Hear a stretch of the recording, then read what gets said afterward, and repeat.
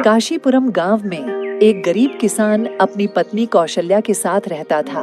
उसके पास अपनी कोई जमीन नहीं थी। वह गांव के ही किसी जमींदार के खेतों में काम करके अपना गुजारा करता था।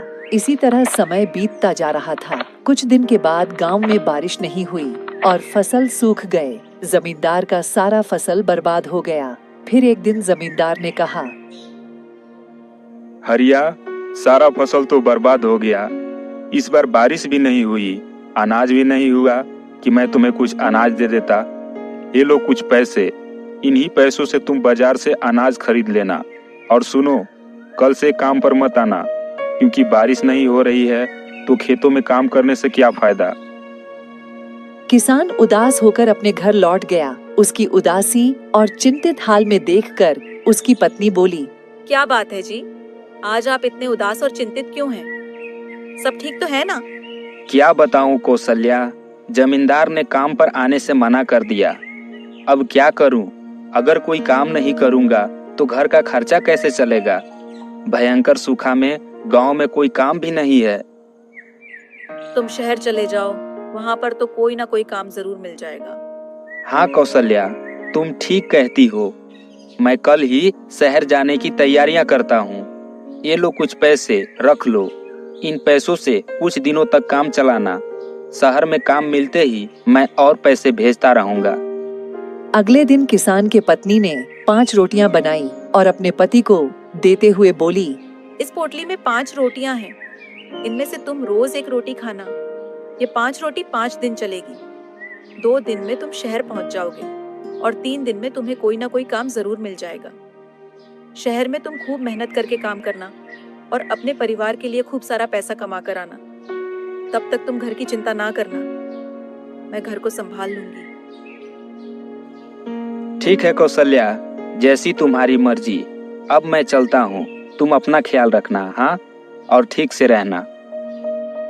इतना कहकर किसान रोटी लेकर शहर जाने के लिए निकल गया। शहर जाने का रास्ता घने जंगल से होकर गुजरता था। जंगल पार करते करते किसान थक गया और एक मोटा और घने वृक्ष के नीचे जाकर बैठ गया। इस पोटली में 5 रोटियां हैं। एक रोटी आज खाऊंगा, आज रविवार है। दूसरी रोटी को कल खाऊंगा, कल सोमवार है। तीसरी रोटी को मंगलवार को और चौथी रोटी को बुधवार को और 5वीं रोटी को बृहस्पतिवार को खाऊंगा। इस प्रकार सभी रोटियां खत्म हो जाएगी। जिस वृक्ष के नीचे किसान बैठकर बातें कर रहा था, उसी वृक्ष पर 5 नन्ही नन्ही परियां विश्राम कर रही थीं। उन्होंने जब किसान की बातें सुनी तो वह डर गई और सोचने लगी कि यह आदमी तो हम सबों को खाने की बातें कर रहा है। फिर वह 5 परियां वृक्ष से नीचे उतर गई और किसान के सामने खड़ी हो गई। किसान 5 परियों को देखकर आश्चर्यचकित हो गया और बोला, तुम सब कौन हो और इस घने जंगल में क्या कर रही हो? तभी उन 5 परियों में से एक ने बोला, हे मानव, वास्तव में हम सभी परियां हैं। हमने इंद्रलोक में कुछ शैतानी हरकत की थी, जिसके कारण हमारी पंख हमसे छीन लिए गए हैं और हमें 1 महीना पृथ्वी पर समय बिताने की सजा दी गई है। हम लोग इस घने जंगल में ही रहते हैं और इस पेड़ पर विश्राम करते हैं। हे मानव, मेहरबानी करके हमें मत खाओ। अगर तुम्हें कोई परेशानी है तो तुम हमें निश्चित होकर बताओ, हम तुम्हारी परेशानी दूर कर देंगे। यह बात सुनकर किसान हैरान हो गया। फिर थोड़ी देर बाद किसान अपनी गरीबी की हालात बताते हुए कहा, मैं शहर में धन कमाने के उद्देश्य से जा रहा हूँ। चलते चलते जब थक गया तो मैं इस पेड़ के नीचे आकर बैठ गया। किसान की गरीबी की हालात सुनकर उन सब परियों को बहुत दुख हुआ। तभी उन परियों ने किसान को एक पतीली दी और कहा, हे मानव, तुम इस पतीली को ले लो और अपने घर लौट जाओ। जब तुम्हें भूख लगे तो इस पतीली में पानी भरकर जलते हुए चूल्हे पर चढ़ा देना। चढ़ाते हुए जो तुम खाना चाहते हो वही शब्द तुम अपने मुंह से कह देना, तो पतीली में वही भोजन बनकर तैयार हो जाएगा। इस तरह तुम्हारा परिवार कभी भूखा नहीं रहेगा। परियों की आश्चर्यजनक बातें सुनकर किसान को अचंभव हुआ। फिर किसान ने पतीली को अपने हाथों में लिया और परियों को धन्यवाद देते हुए वापस अपने घर की तरफ रास्ते में चल दिया। चलते चलते रास्ते में ही उसे रात हो गई। फिर उसने कहा, अब क्या किया जाए? इतनी रात को पैदल चलना ठीक नहीं है। तभी अचानक उसके सामने एक झोपड़ी दिखाई दिया। किसान रात बिताने के लिए उस झोपड़ी की तरफ कदम बढ़ाया। उस झोपड़ी में एक बुढ़िया रहती थी। माताजी, क्या आप मुझे एक रात बिताने के लिए अपने इस झोपड़ी में जगह दे सकती हैं? हाँ हाँ, क्यों नहीं, आओ अंदर आओ। बेटा, तुम इस वक्त इतनी रात को कहाँ से आ रहे हो? तभी सीधे साधे किसान ने अपनी कहानी बुढ़िया को सुना दी। किसान की कहानी सुनकर जंगल में रहने वाली बुढ़िया के मन में लालच जाग उठा।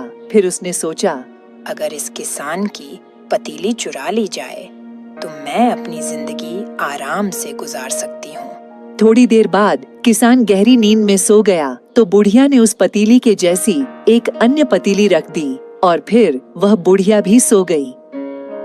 अगले दिन सुबह होते ही किसान उठा और दूसरी पतीली उठाई और बुढ़िया से विदा लेकर अपने घर की ओर चल दिया।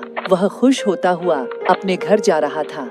जब किसान घर पहुंचा तो उसकी पत्नी की हैरानी का ठिकाना नहीं रहा। उसने तो अपने पति को 5 दिनों का खाना बना कर दिया था और शहर से धन कमाकर आने को कहा था, परंतु वह दूसरे दिन ही वापस लौट आया। फिर उसने अपनी पति से पूछा, मैंने तो तुम्हें 5 रोटियां 5 दिनों के लिए बनाकर दी थी, लेकिन तुम दूसरे दिन ही वापस घर लौट कर आ गए। क्या अब हम इसी तरह भूखे मरते रहें? तुम्हें घर की कोई चिंता है कि नहीं? पत्नी की गुस्से को देखकर किसान ने उन परियों की सारी कहानियां बताई और कहा, कौशल्या, तुम इस पतीली में पानी डालकर चूल्हे पर चढ़ा दो। पति की आज्ञा मानकर किसान की पत्नी ने पतीली में पानी भरकर चूल्हे पर चढ़ा दिया और किसान ने चूल्हे में आग जलाने को कहा। किसान का मन चावल दाल खाने का था। फिर उसने पतीली से कहा, मुझे चावल दाल बनाकर दो।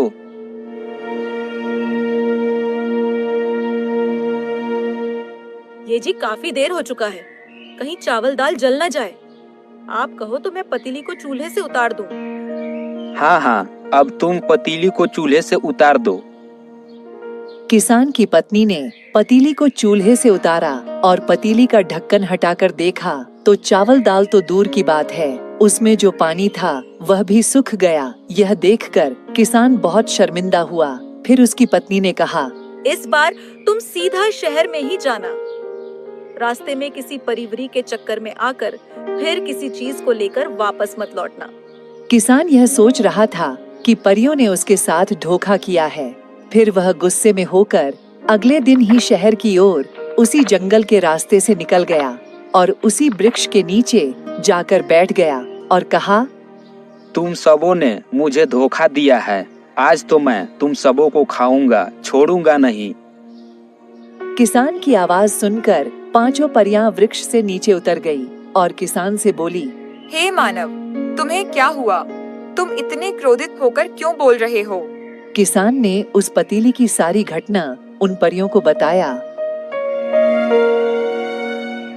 किसान की यह बात सुनकर परियों ने उस किसान को इस बार एक चक्की दी और कहा, इस चक्की में तुम बिना गेहूं डाले ही आटा निकाल सकते हो। इसे घर ले जाओ और अपने परिवार के साथ खूब रोटियां बनाकर खाओ। किसान ने उस चक्की को लिया और फिर वापस अपने घर की तरफ चल दिया। चलते चलते आज फिर किसान को रास्ते में ही रात हो गई। अब काफी रात हो चुकी है। इस घने जंगल में आगे जाना ठीक नहीं है। आज की रात फिर इसी झोपड़ी में बिताता हूँ। किसान रात बिताने के उद्देश्य से फिर उसी झोपड़ी में गया जिसमें बुढ़िया रहती थी। इस बार बुढ़िया ने किसान को अच्छे अच्छे पकवान बनाकर खिलाई और फिर उसने किसान से पूछा, बेटा, तुम हर रोज इतनी रात को कहाँ से आते हो? सीधे साधे किसान ने आज फिर उस बुढ़िया को अपनी कहानी सुना दिया। बुढ़िया ने पहले की तरह ही चक्की चुराकर दूसरी चक्की उस जगह पर रख दी और सो गई। अगले दिन सुबह होते ही किसान उठा और बुढ़िया से विदा लेते हुए अपनी चक्की उठाई और खुशी खुशी अपने घर की तरफ निकल गया। जैसे ही किसान अपने घर पहुंचा तो उसे देखकर उसकी पत्नी गुस्से में लाल होकर बोली, लगता है तुम फिर किसी की बातों में आकर शहर में काम ढूंढने नहीं गए। किसान ने अपनी पत्नी के गुस्से को ठंडा करते हुए आज भी उस चक्की के विषय में बताया और चक्की को चलाने लगा। चक्की चलाते चलाते किसान थक गया, लेकिन उस चक्की से आटा नहीं निकला। यह सब देखकर किसान की पत्नी को गुस्सा आ गया और वह बोली, तुम्हें कोई मूर्ख बना रहा है। अब तक तो तुम शहर पहुंच गए होते। जाओ, मेरा कहना मानो, शहर जाओ और इस बार पतीली और चक्की के जादुई कहानियां साथ लेकर नहीं लौटना। बस शहर जाना और कुछ धन कमाकर ही घर लौटना। अब किसान क्रोधित होकर फिर जंगल में गया और उसी वृक्ष के नीचे जाकर बोला, आज मैं तुम सबों को जरूर खाऊंगा। तुम लोगों ने मुझे दूसरी बार मूर्ख बनाया है। किसान की आवाज सुनकर पांचों परियां फिर से वृक्ष के नीचे आई और हाथ जोड़कर बोली, हे मानव, हम भला तुम्हें मूर्ख क्यों बनाएंगे? हमने तुम्हें 2 वस्तुएं दी थीं, दोनों में जादुई शक्तियां थीं। लगता है तुम्हारे साथ कोई और खेल खेल रहा है। अच्छा, तुम मुझे ये बताओ, तुम सीधा अपने घर जाते हो या रास्ते में कहीं रुकते हो? किसान दोनों दिन बुढ़िया की झोपड़ी में रात बिताने की बात बताई। हे मानव, वह बुढ़िया लालची है, वही तुम्हें धोखा दे रही है। अब तुम एक काम करो, हम तुम्हें एक डंडा दे रहे हैं। तुम बुढ़िया की झोपड़ी में जाकर डंडे से कहना कि जिसने भी हमारी पतीली और चक्की चुराई है उसको पीटना शुरू कर दो, और तब तक पीटना जब तक तुम्हारी दोनों चीज नहीं मिल जाती। ठीक है, मैं इस बार इस डंडे को लेकर जाता हूँ। अगर तुम सबों ने इस बार मुझे धोखा दिया तो छोड़ूंगा नहीं, याद रखना। डंडा लेकर किसान इस बार फिर बुढ़िया के झोपड़ी में गया। बुढ़िया आज भी किसान को देखकर बहुत खुश हुई और बोली, बेटा, आज फिर तुम जादू की चीज लेकर आए हो। जादू की चीजें लेकर आने का क्या फायदा? जब मैं जादुई चीजों को घर में लेकर जाता हूँ तो वह काम ही नहीं करती है। लगता है मुझे अपनी जिंदगी गरीबी में ही काटनी पड़ेगी। फिर बुढ़िया ने आगे और कुछ भी नहीं पूछा और दोनों झोपड़ी में सो गए। सुबह उठकर किसान डंडे लेकर बाहर निकला तो बुढ़िया उसे विदा करने बाहर तक आई। तभी किसान ने डंडे को हाथ में लेकर कहा, मेरे प्यारे डंडे, जिसने भी मेरा दोनों चीजें चुराया है तो उसकी पिटाई शुरू कर दे। फिर क्या था, डंडा अपना काम शुरू कर दिया। बुढ़िया पर दनादन डंडा बरसने लगा। फिर बुढ़िया अपना गुनाह कबूल किया और बोली, बेटा, मुझे छोड़ दो। मैं ही तुम्हारा पतीली और चक्की चुराई थी। तुम अपनी पतीली और चक्की ले जाओ। अब तुम इस डंडे को रोक लो, वरना मेरी जान चली जाएगी। किसान डंडे को रोका और पतीली तथा चक्की को लेकर अपने घर की ओर चल दिया।